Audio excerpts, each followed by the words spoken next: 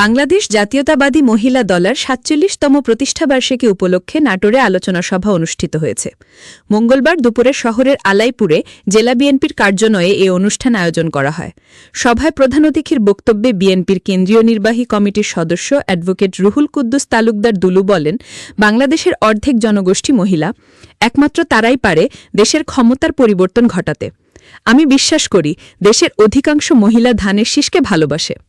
অনুষ্ঠানে আরও উপস্থিত ছিলেন জেলা বিএনপির আহ্বায়ক কমিটির সদস্য রহিম নেওয়াজ, যুগ্ম আহ্বায়ক সাইফুল ইসলাম আফতাব, আব্দুল আজিজ, দাউদার মাহমুদ, যুবদলের সভাপতি এ.আই. তালুকদার ডালিম, জাতীয়তাবাদী মহিলা দলের সভাপতি সুফিয়া হক, সাধারণ সম্পাদক মুর্শদা খানম রূপালী, সাংগঠনিক সম্পাদক মাকসুদা পারভিন মায়া প্রমুখ।